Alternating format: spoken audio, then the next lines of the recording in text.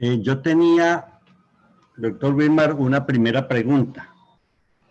La ética es un elemento que corresponde al comportamiento del ser humano dentro de unas condiciones sociales y tendrá que ver siempre con el bien común. ¿Cuál es su opinión cuando ese concepto nos lo traducen en elementos mecánicos, diría yo, cuando yo no sé cuántas páginas trae el código de ética del IESBA y simplemente se va a cumplir lo que allí dice? Y entonces esos elementos que yo digo, humanos y sociales, ¿en dónde están? Mire, digamos, hay siempre existe una discusión, porque si uno mira la ley 43, las declaraciones de principios, allí claramente se establece que los contadores públicos trabajamos en función de la sociedad y que nuestra función no es únicamente para la empresa. A veces a mí me preocupa porque algunos a veces dicen que cuando toman el código de ética que este solo aplica para la empresa, y pues eso no es cierto, porque desde que inicia uno a leer el código de ética le está diciendo esto se aplica en general, y creo que he dado elementos en los que he mostrado que pues el código de ética tiene una aplicación también que se fundamenta en los intereses de la sociedad. Si uno piensa en los intereses de la sociedad, pues piensa en el bien común.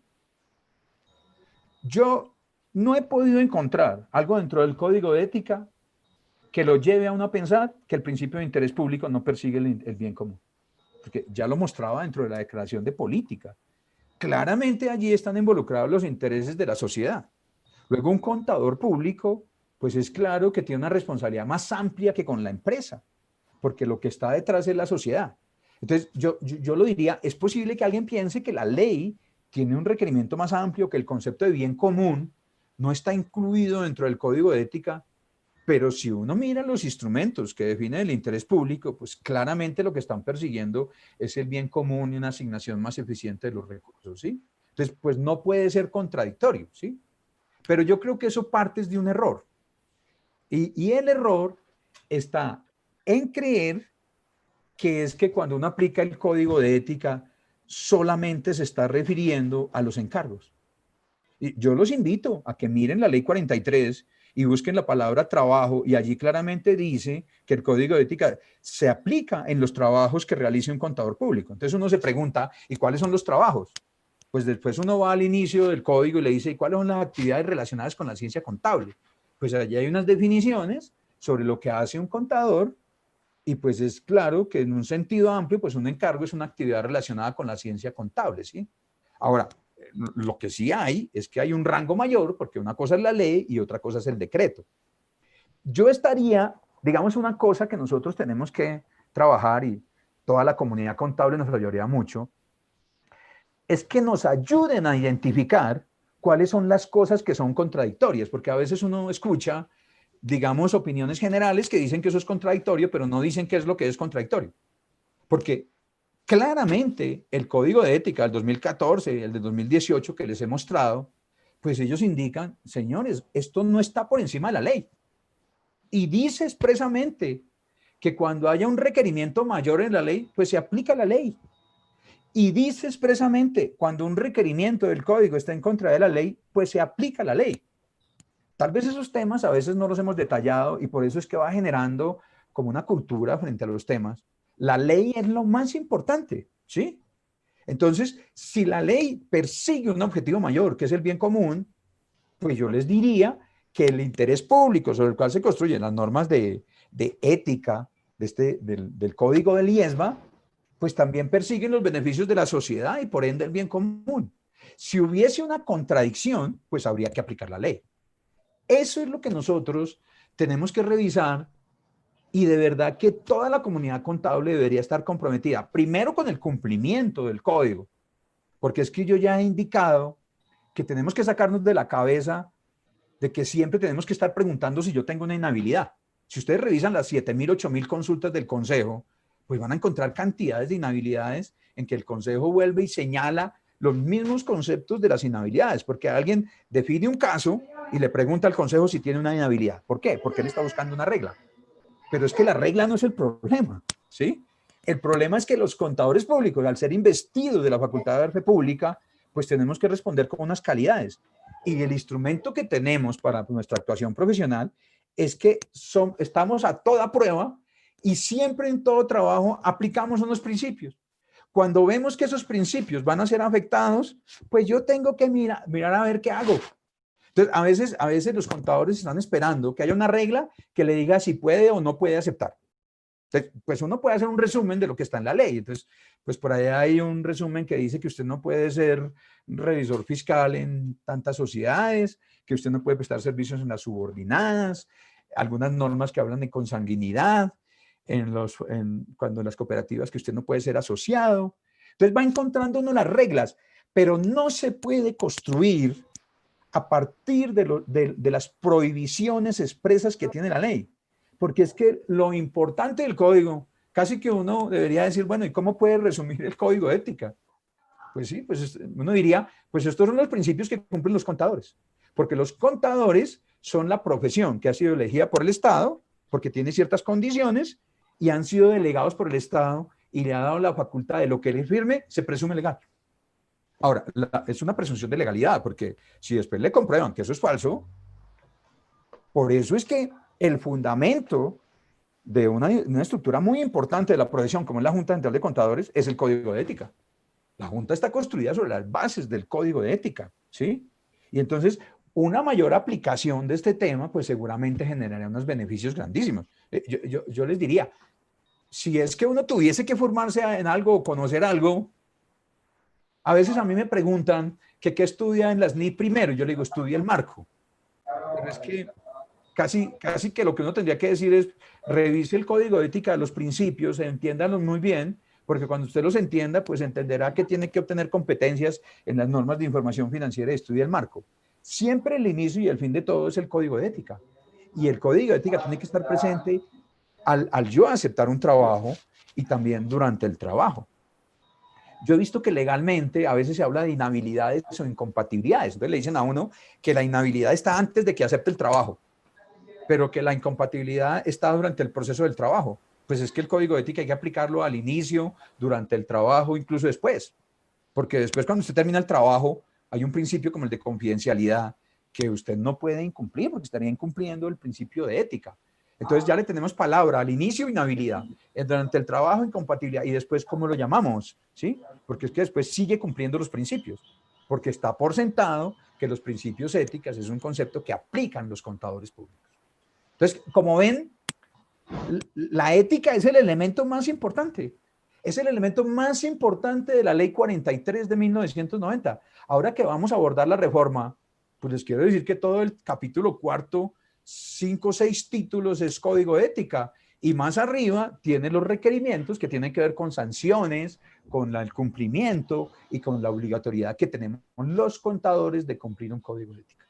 Entonces, no sé si hay otras preguntas, doctor Hernández. No, esa era la pregunta precisamente que le iba a hacer. Ahora que hay una propuesta o una iniciación de propuestas de reforma a la Ley 43 y a la revisoría fiscal, ¿cómo se introduce aquí este código de Viesma o el código que está actualmente vigente en Colombia? Este código de ética, ¿cómo se introduciría? O sea que ya está hecho, que no habría nada que reformar allí. No, lo que pasa es que cuando uno va a abordar una reforma a la profesión, no es exactamente retomar los mismos temas que tiene la ley actual. Porque pues, si uno conoce la historia de la ley 43, muchos temas están por fuera. Entonces, una reforma de la profesión pues tiene un alcance más amplio que el de la ley, ¿sí? Y es claro, dentro de las estructuras que se han definido previamente frente a este tema del proyecto del reglamento de la profesión contable, pues allí tiene que estar incluido el código de ética.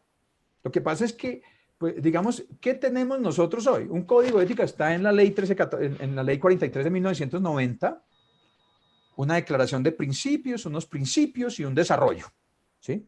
Todo ese desarrollo que hay en todo el capítulo cuarto pues uno lo puede alinear con el código de ética. Es más fácil alinearlo con la primera parte, ¿sí? Ya lo he indicado. Y ese es un reto que tenemos nosotros para poder que la gente lo entienda más, porque el gran compromiso que tenemos es cómo conectamos ese requerimiento de la ley con el código de ética. Y me estoy refiriendo a las disposiciones legales que existen actualmente. Actualmente hay un código de ética en la ley 43 y está el código de ética del DUR 2420, ¿sí? Tenemos que alinearlo porque es que creo que estamos desperdiciando un instrumento fundamental. Y es que si el problema son requerimientos, pues el código de ética del decreto reglamentario, pues contiene los requerimientos. Y hay una cosa que va a ayudar muchísimo. El código de ética reestructurado marcó con letras distintas lo que es un requerimiento de lo que es una guía. Entonces él dijo, aquí, en este código yo voy a marcar con R y voy a compartirles a todos ustedes, porque es que, digamos, todos los contadores tenemos que participar en esto y se lo va a compartir doctor José Hernando, para que usted lo ponga a disposición de todos. Y es ese nuevo código de ética reestructurado que está elaborado a partir de la información que tiene IFAC y que es libre en su página, ¿sí? Y van a ver que ahora entonces todo lo que está marcado con la letra R es un requerimiento y lo que está marcado con la letra A es una guía. Los requerimientos se establecen como acciones futuras, pero hay excepciones. Tal vez eso nos ayudaría muchísimo, porque a veces yo creo que con el código de ética actual nosotros no podemos distinguir las responsabilidades cuando uno está trabajando en una entidad de interés público, cuando no está trabajando en una entidad de interés público. El mismo código así lo expresa, ¿sí? Nuestros principios, como son más generales, y tal vez eso es un problema porque terminamos aplicando similares principios en entidades muy pequeñas, cuando una cosa es una entidad de interés público y otra cosa es una entidad que no lo sea. Entonces, eso nos va a ayudar a conectar y a entender cuál es el compromiso que tenemos los contadores. Pero nunca eso va a tener el alcance de la obligación que tenemos los contadores, y es de cumplir los principios. Yo insisto mucho en eso porque en todo este tiempo que yo he podido estar en el consejo, pues sí he visto que los contadores nos gustan mucho las reglas y resulta que lo importante del código de ética no son las reglas, son los principios. Entonces, ¿por qué? Porque pues somos una profesión privilegiada en que nos han delegado una función, el Estado no lo delega, ¿sí? Para que demos fe pública, garanticemos la confianza pública, y entonces pues esos principios son como el elemento fundamental para poder alcanzar ese propósito. Tengo otra pregunta. Yo he entendido siempre la ética que parte de la formación humana, la formación moral del individuo. Resulta que la llegan y la formalizan, la introducen en normas legales, o sea, la estandarizan. Casi podríamos decir que de aquí están haciendo casi una web checking, porque es tanto el detalle en que introduce el IESBA o el código, que diría uno, bueno, esto se volvió un problema de chequeo, de si cumplió o no cumplió la norma. Yo no sé cómo haría el Consejo Técnico, no el Consejo Técnico, sino el Tribunal Disciplinario, para definir un hecho contra la ética, cuando tendría que hacer un chequeo total de qué incumplimiento hubo y sacar de allí una conclusión. Es que ahí justo usted está hablando del tema de lo que yo estoy diciendo que no es. Es que los principios de ética no es un tema de reglas. Si los contadores reducen eso al cumplimiento de unas reglas o unos requerimientos, pues no están aplicando el código de ética. Porque es que existe un código de ética y se da por sentado que los contadores lo cumplen. Entonces, pues probablemente hay reglas que tienen prohibiciones. Entonces, es claro que la sanción va más directa a un requerimiento, pero usted nunca podría hacer un documento en el que no le estén todos los requerimientos. Lo que yo le puedo decir es que en el nuevo código los requerimientos están expresamente indicados y hay guías pero esas guías están destinadas a que usted cumpla los principios. Eso no está destinado a que usted en una función reactiva castigue. Eso está destinado a que en una función proactiva usted entienda lo que tiene que hacer. Y yo creo que ahí hay dos visiones. Incluso yo particularmente creo que una función que debería desarrollar el tribunal disciplinario es una función proactiva. Yo veo que se quedan mucho en la sanción. Y entonces se muestra que se sancionaron a X contadores, que fallaron a tales temas, pero ¿y por qué no desarrolla una función proactiva? Es decir, señores, pues digamos qué es lo que usted tiene que hacer, ayudémosle con instrumentos para que él lo pueda aplicar. El marco conceptual es un instrumento fundamental, porque es que lo fundamental para los contadores es cómo identificar, evaluar y evitar que incumpla esos principios. Si uno establece una estrategia solo en la sanción, particularmente yo no creo que exista un código de ética, que exista un tribunal disciplinario solamente para desarrollar una función sancionatoria. Y yo creo que si es que la función está dada frente a los contadores públicos, y los contadores públicos se organizan en firmas, y hay contadores públicos independientes que son firmas, pues usted tendría que separar acciones frente a los contadores que están en las empresas, acciones frente a los contadores que trabajan como firmas individuales, acciones frente a firmas pequeñas o frente a firmas más grandes, tratando de establecer diferentes estrategias. Pero es claro que la función tendría que ser mucho más proactiva, y pues yo sí estoy empeñado en una función más proactiva de señalar a los contadores qué instrumentos tiene para poder que cumpla esos principios. Y yo sí veo, usted está poniendo el problema, porque uno ahí mira la ley 43 y allí habla de la moral. Pues claro, porque es que aquí estamos hablando de la ética de los contadores, pero digamos que puede haber unas vistas más amplias. También existe la ética empresarial. Y es que, mira, José Hernando, ¿a usted no le parece que cuando usted va a una compañía en la cual hay unos principios éticos, empresariales que tienen que cumplir, el trabajo de los contadores es más sencillo? ¿No le parece que el problema a veces de los contadores es el entorno en el cual trabajan? Porque si usted llega a una entidad en que no existen esos principios, pues el contador, por ejemplo, cuando el contador está haciendo un encargo, él debería decir que está obligado a cumplir unos principios éticos. Ese es el primero. Porque si el Estado designa al contador una función de dar fe pública y le dice, señor, usted cumple estos principios, pues lo primero que le dice a quien contrata sus servicios, señor, yo estoy obligado a cumplir estos principios. Y si yo encuentro estas cosas, voy a tener que estas actuaciones, usted lo tiene que saber porque yo voy a actuar así. Pero claro, decir eso a una empresa que no tiene una ética empresarial es más complicado decirlo a una que sí lo tiene. ¿Sí? Entonces, mire que en el fondo no es que esté solamente el elemento ético de los contadores, es que también se conozca. Y por eso es que yo insisto que una función del tribunal sería decirle a todos los empresarios que usan los servicios de los contadores, señores, es que ellos tienen que cumplir unos principios. Y si no los cumplen, los sancionan. ¿Sí? Y cuando tenga que sancionar, pues sanciona. Pero es que antes tiene que haber una función que es más preventiva, porque a veces uno encuentra que los contadores tenemos muchas normas y que creo que no conocemos y no cumplimos, y tal vez no la cumplimos porque no encontramos una infraestructura adecuada para que se cumpla. Porque yo he escuchado muchas veces decir que si usted está en contra de un acto que es irregular, pues hay una fila de contadores esperando tener su cargo. Si uno aplicara un concepto ético, la administración de una entidad está obligada a permitirle a uno que hable con el contador saliente para que él le cuente qué fue lo que pasó.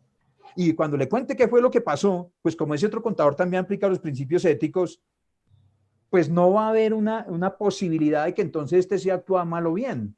Entonces, también es el elemento de la infraestructura en el que trabajamos. A veces nos ocupamos solamente del problema y no nos ocupamos del origen de este, ¿sí? Entonces, el día en que todos los contadores nos comprometamos con los principios éticos y que apliquemos todos los requerimientos que allí están, pues seguramente vamos a tener una provisión mejor, pero necesitamos que nos ayuden también. Porque los contadores públicos que no lo hacen, pues también tienen que tener una sanción. Si no la tienen, pues ellos, pero todo no debe ser únicamente sanción. Un sistema efectivo de supervisión y monitoreo tiene elementos de prevención y es muy importante.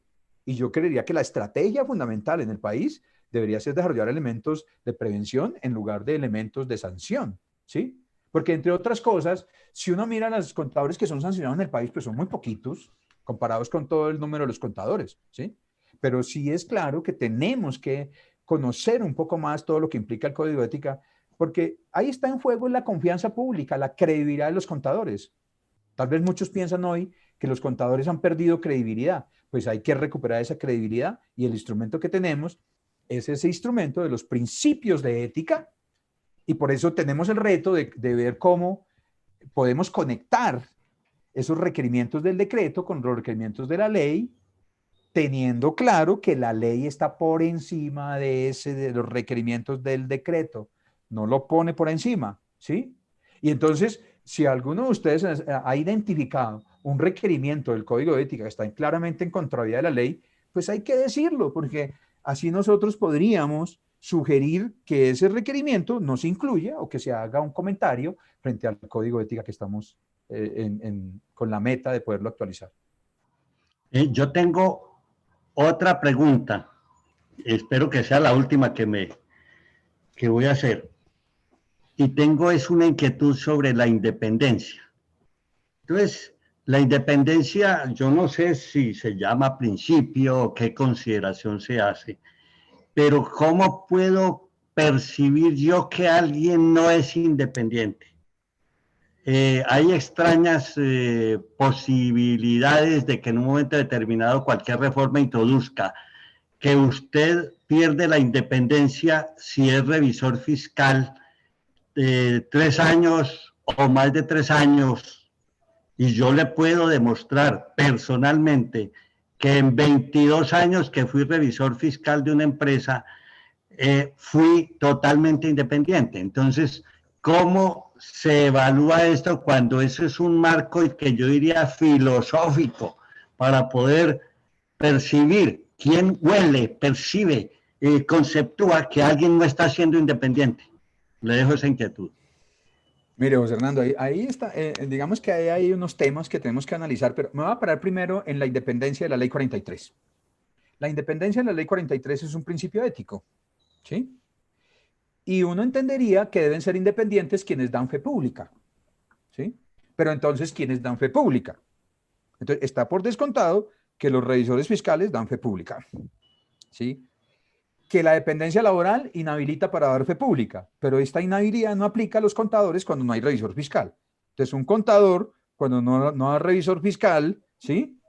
Pues no está inhabilitado para dar fe pública, luego da fe pública. Pero también da fe pública cuando certifica. Y entonces, si un contador independiente certifica, pues da fe pública, ¿sí? Ahora, habría que ver si el contador en la empresa puede certificar, pero si certifica, pues también da fe pública. Pero ese concepto de independencia, que puede tener un alcance más amplio dentro de la Ley 43, se muestra distinto cuando uno mira el Código de Ética, porque en el Código de Ética del DUR, la independencia es requerida cuando se hacen trabajos de aseguramiento. Bueno, hago otro paréntesis frente al tema de la Ley 43. Y es que el Código de Ética, ¿sí?, se aplica tanto para cumplir principios éticos como para evaluar si soy independiente. En la estructura de la Ley 43, pues yo aplico las normas éticas para evaluar si soy independiente. En la estructura del Código de Ética de los contadores profesionales de IFAC, pues hay un marco conceptual que usted aplica para ver si cumple los principios de ética y para ver si es independiente, que son dos cosas separadas. Por eso es que allí se separa, porque es independiente el que da aseguramiento, ¿sí? Digamos, allí no se dice que es independiente el que no hace otros trabajos de aseguramiento distintos, ¿sí? Porque se aplica exclusivamente cuando usted hace auditoría, revisión u otros trabajos de aseguramiento, y se separa porque no está como un principio ético. Entonces, cuando yo leo el código, no la Ley 43, pues claramente la independencia es una cosa distinta de los principios éticos. Por eso se habla de los principios éticos y de las normas de independencia. Pero tanto para verificar el cumplimiento de los principios éticos como ser independientes, se utiliza una estructura conceptual en el cual usted identifica, evalúa y establece salvaguardas frente a las amenazas que habrían para los principios éticos o para la independencia, ¿sí? Sobre eso existen muchísimas inquietudes porque parte del trabajo del revisor fiscal a veces choca a veces termina asignándosele al revisor fiscal trabajos que son de los administradores. Y cuando usted asigna trabajos que son de los administradores, pues hay un efecto sobre la independencia, entonces termina afectándolo. ¿Qué es lo que sucede cuando se piensa que los revisores fiscales son administradores?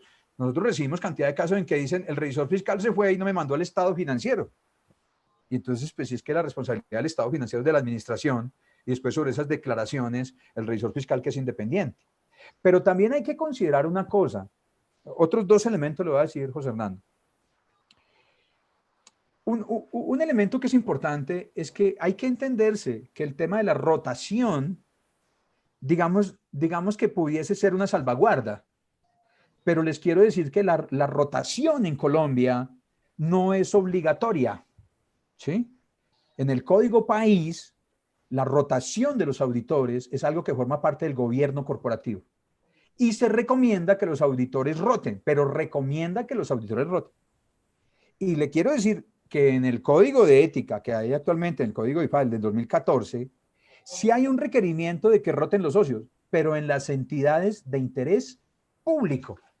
La rotación no es obligatoria para las entidades de interés no público. Pero también quiero decir que la independencia no es un elemento que es intrínseco únicamente a la persona que es revisor fiscal, como usted, José Hernández. La independencia, además de tener independencia mental, como usted lo expresa, también existe la independencia aparente. Y la independencia aparente significa que un tercero bien informado podría llegar a la misma conclusión que usted llega de que usted es independiente. Es decir, ahí lo saca de su contexto interno, de su fuero interno, y lo pone que a un tercero evalúe. Pero en el caso que usted dice, estuve 20 años siendo el revisor fiscal, probablemente usted no trabajaba en una entidad de interés público, y a veces hay una confusión porque el código de ética que tenemos actualmente en el decreto reglamentario no obliga a que roten los contadores de las entidades que no son de interés público. Hay un requerimiento para las entidades de interés público, que creo que es 7 años. Pero es que un periodo de enfriamiento, recuerde que uno debe cumplir los principios, entonces identifica, evalúa y aplica salvaguardas. Entonces, cuando uno ya lleva mucho tiempo, pues la permanencia puede generar mucha familiaridad. Entonces, lo que la norma sugiere es, pues determine un periodo en el que no está para que vengan otros y miren, y entonces esa es una salvaguarda que usted aplica. En el interés público es más riguroso que en el interés no público, ¿sí? Entonces, pues uno no puede entender que es que se ha propuesto en el país que roten, porque para poder establecer una rotación, pues el requerimiento actual que existe en Colombia es el del Código País, que es desde la perspectiva de gobierno corporativo. Y en el Código de Ética del DUR 2420 hay un requerimiento para que los socios roten, pero en entidades de interés público. Otros revisores fiscales no tienen obligación de rotar porque no está establecida la obligación. Pero ello no significa que no pueda ser adecuado un periodo de enfriamiento. ¿Sí me explico? Porque es que el periodo de enfriamiento es una salvaguarda porque usted puede identificar en permanecer mucho tiempo en una entidad una amenaza para el cumplimiento de los principios y usted voluntariamente vaya a aplicar esa salvaguarda retirándose un tiempo y que venga otro. Para eso en las firmas grandes es fácil hacerlo porque cambian el contador. En las firmas pequeñas, pues esto podría hacerse a través, cuando se establecen redes de firmas que pueden establecer esa rotación, pero no es obligatorio ese tema de la rotación. Yo creo que a veces hay información que no conocemos y una cosa que es característico de los contadores, recuerden, los contadores decimos la verdad. Y yo creo que pues es muy importante poder tener este tipo de foros para poder decir cosas que están dichas allí en las normas. A mí me preocupa cuando a veces hacen afirmaciones que no son ciertas. Entonces, por ejemplo, repetidamente escucho que dicen que se quiere reducir la revisoría fiscal a una auditoría. Eso no es cierto. Auditoría, hay normas de auditoría, pero la auditoría es parte de las normas de aseguramiento. Ya les he dicho que también hay normas de revisión y otros trabajos de aseguramiento.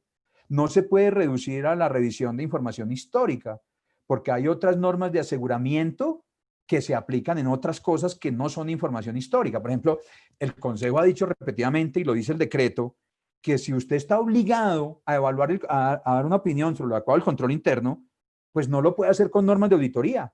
Tiene que hacerlo aplicando otras normas. Si usted va a dar aseguramiento sobre otro tema no financiero, pues aplica otras normas de aseguramiento. Si usted tiene que hacer un trabajo sobre el cumplimiento de disposiciones legales y reglamentarias distintas del que hacen la auditoría, pues tiene que ir a aplicar otras normas que no son información histórica. Hoy el problema no es la información financiera histórica, hoy el problema es la información económica. Entonces, si usted quita la información financiera histórica de la información económica, pues toda esa otra información que puede ser objeto del trabajo de los contadores no se le podría aplicar normas de auditoría, se aplicarían las otras normas de aseguramiento. Entonces, creo que ahí yo sí, con muchísimo gusto, doctor José Hernando, yo creo que nosotros tenemos que hacer cosas que sean más proactivas, ayudarle a los contadores y salirnos un poco de ese concepto de la sanción de los contadores, dando una etapa de un proceso de aprendizaje y estableciendo diversas estrategias. Y ojalá, yo no sé si es que la ley prohíbe que el tribunal disciplinario haga una función más proactiva frente al tema, pero si todos trabajáramos unidos, seguramente podríamos encontrar en este tema del código de ética, de los principios éticos, un elemento fundamental, y los contadores pues nos convertiríamos en una fuerza capaz de ayudar a transformar este país. La transparencia, la claridad, pues teniendo esa función, y pues detrás está la credibilidad, así todos podríamos tener más trabajo, ¿sí? Si siempre actuáramos cumpliendo unos principios, ¿sí? Hay muchas cosas que aquí no he dicho y que están detalladas, tal vez en una próxima sesión pudiésemos revisarlas, pero por ejemplo, una cosa que yo siempre he visto es cuando se retira un contador o se retira el auditor o el revisor fiscal o lo remueven de manera arbitraria, claramente un nuevo contador que llega está obligado a comunicarse con el contador saliente para que le cuente qué fue lo que pasó. Y si es que hay situaciones que son irregulares, pues si ese contador identifica que hay situaciones irregulares, pues él debería aplicar las salvaguardas. Si eso fuera así y todos entendieran la responsabilidad que tenemos los contadores, y cada vez que un empresario fuera a contratar los servicios de un contador, que lo hiciera es basado en esos elementos de principios que aplican los contadores, pues yo creo que tendríamos una progresión distinta y seguramente podríamos avanzar muchísimo y ayudar a todos los contadores, porque ese es un compromiso que todos tenemos. Una pregunta, doctor. ¿Usted tenía otro tema o iba a continuar o cómo es el asunto? No, yo ya estoy aquí? terminando porque creo que el tiempo ya está. Bueno, ya.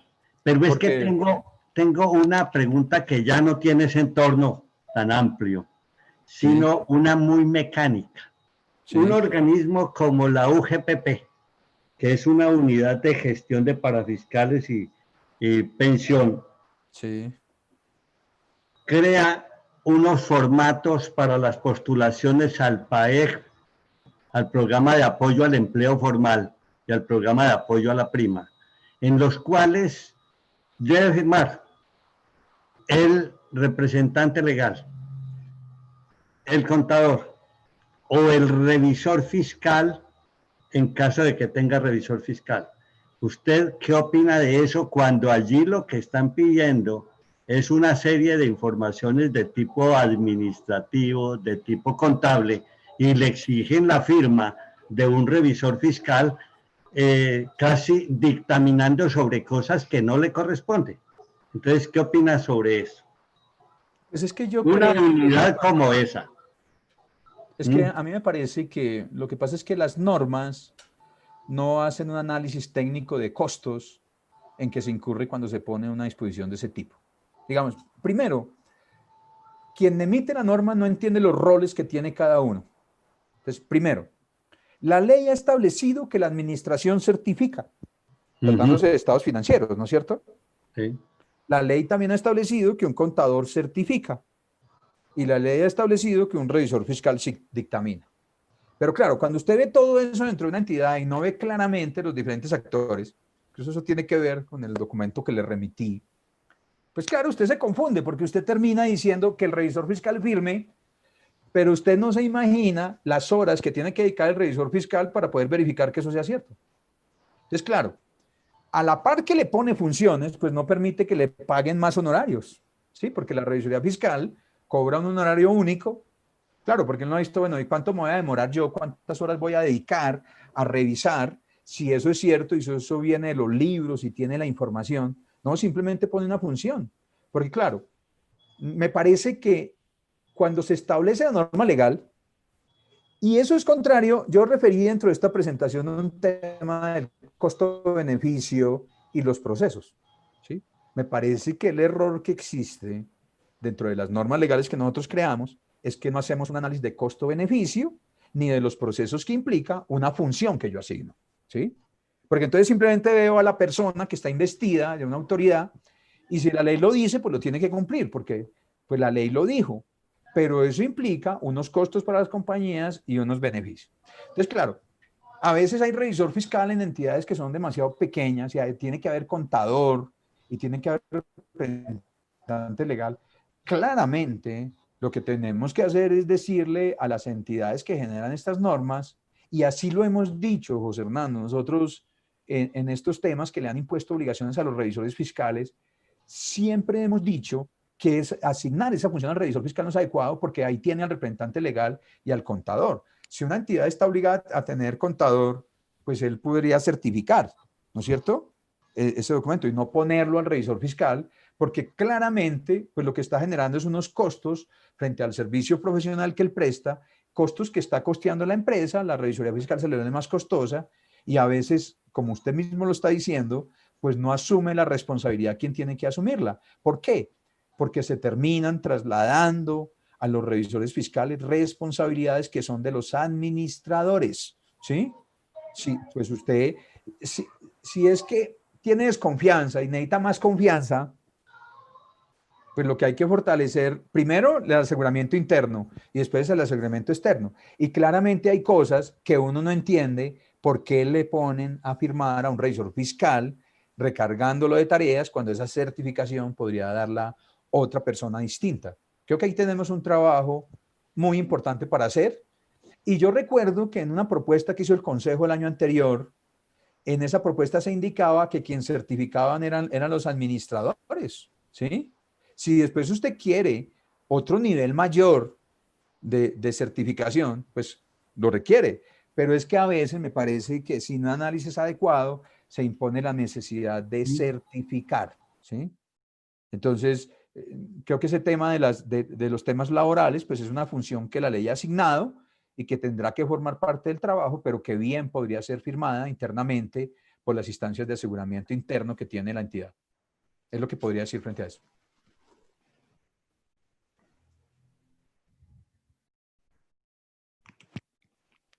Zuluaga tiene desactivado el micrófono. Ya. Carlos, ¿tiene alguna pregunta? Pues me gustaría hacer un comentario que realizó Leonardo Barón, consejero del Consejo Técnico, en una charla que tuvimos también en días pasados refiriéndose a este tema. Dice, se debe buscar la forma en la que el código de ética y la profesión contable se actualicen. Además, no podemos confundir la ética con la ética profesional. Un profesional contable puede ser muy buen profesional, pero puede carecer de ética. Algunos de los comentarios que hizo el doctor Leonardo en una anterior charla. Hay una pregunta que nos la realizan en redes sociales, dice, para efectos de dar fe pública, ¿cuándo se considera que hay falsedad ideológica? Pero es que digamos que ahí hay un tema, recuerdo mucho que hace unos 30 años hubo un foro en la Universidad Javeriana y hay un librito muy interesante sobre el tema de la fe pública. Y allí claramente se indicaba que la fe pública, digamos, la función de dar fe pública se asigna a una profesión, los contadores, pero los actos sobre los cuales se da fe pública tienen que estar en la ley. Entonces, algunos piensan que es que entonces, por haber sido investidos de la calidad de dar fe pública, entonces tenemos que dar fe pública sobre cosas que no están en la ley. No, la fe pública se da sobre cosas que requiere la ley, ¿sí? Y yendo más allá, pues la misma ley restringe actividades relacionadas con la ciencia contable. Entonces, pues si uno habla de la fe, de la falsedad ideológica, pues yo no veo que eso, yo no sé si está en la ley que uno tenga que pronunciarse sobre ese asunto de la falsedad ideológica. Lo que sí tengo claro es que la fe pública no es una cosa que se aplique a todo. Entonces, cualquier entidad viene y le dice a uno que certifique el contador esto y no tiene que ver nada con las actividades de la ciencia contable y entonces él está dando fe pública, solo si lo dice la ley y si está relacionado con actividades relacionadas con la ciencia contable. A veces la ley excede el tema porque va más allá, como en el caso de lo que están proponiendo de la UGPP, porque la UGPP dice que certifique tal persona, ¿sí? Entonces, claro, cuando firma el contador, pues está dando fe pública, ¿sí? Habría que ver si muchas actividades que no son de los contadores las están certificando los contadores, pero claramente hay una restricción frente a ese concepto. Ese no es un concepto tan amplio para decir que se aplica a cualquier cosa, ¿sí? Yo lo he dicho aquí, la fe pública, digamos, la dan los contadores, ¿sí? Pero también hay unos temas dentro de la ley que restringen la facultad de dar fe pública. Yo he escuchado que dicen que da fe pública los revisores fiscales y los contadores independientes. Yo tengo serias dudas sobre eso, porque la ley 43 dice que se da fe pública cuando se certifica. Y entonces un contador, cuando certifica el estado financiero, que también certifica la administración, pues también está colocando ahí su función de dar fe pública, y él no es independiente, ¿sí? Él está dentro de la empresa, ¿sí? Yo pensaba, porque entonces va a decir solamente el contador independiente que no está en la empresa del que certifica, no. El contador de la empresa, cuando está certificando un estado financiero, no está dando aseguramiento, y eso es una cosa que tenemos que resolver, también yo lo indicaba. En Colombia, usted ve que la administración certifica las afirmaciones. El contador vuelve y certifica. La ley dice que cuando certifica, da fe pública. Pero después de ese contador ha certificado en una función que no es aseguramiento, porque esa firma no es aseguramiento. Y después viene el revisor fiscal y desarrolla una función y da una opinión. Ahora él da una opinión, ya no es certificación, porque ahora está asegurando y está aumentando la confianza pública. Claramente hay entidades que esos tres roles generan costos adicionales para las empresas, y uno deberíamos nosotros como profesionales tener la capacidad de ver cómo se podría solucionar eso, porque claramente se imponen costos a las empresas que a veces pudiesen ser muchísimo más sencillos, porque está por descontado que cuando hay revisor fiscal hay contador. Porque el revisor fiscal, si va a dar una opinión, tiene que haber un contador previamente, ¿sí? ¿Y será que es necesario que exista a veces en entidades tan pequeñas, cuando tiene un contador público que puede certificar y que está dando fe pública frente a eso porque la ley así lo ha indicado?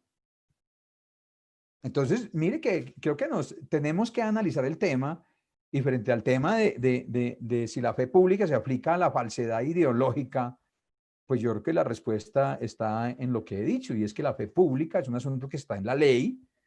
No he visto que la ley contenga que un contador se tenga que pronunciar sobre ese tema, ¿sí?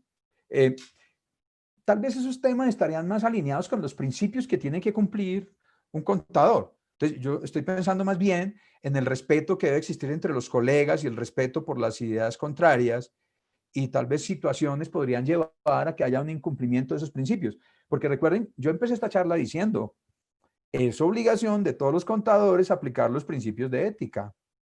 Si los contadores nos tratan de manera respetuosa, o cuando van a decir algo, ¿sí?, no lo hacen con el mayor respeto, ¿sí?, entonces pues está faltando a un principio ético. Entonces, si es que eso después se le da el nombre que ha sido referido, pues entonces está incumpliendo un principio ético. Habría que mirar si eso después pudiese ser objeto de una sanción, porque recuerde que las sanciones, que son de diversos tipos, pues son los instrumentos que usa la Junta para hacer que se cumplan los principios de ética. Recuerden que la Junta, su función es hacer que se cumplan los principios de ética, pero dentro de esa función hay que sancionar. Por eso, si la función de la Junta es hacer que se cumplan los principios de ética, por eso es que yo indico que la Junta entonces debería trabajar en funciones más proactivas para hacer que se cumplan, manteniendo los instrumentos de sanción que tienen, pero no debería reducirse solamente a una sanción porque se incumplan.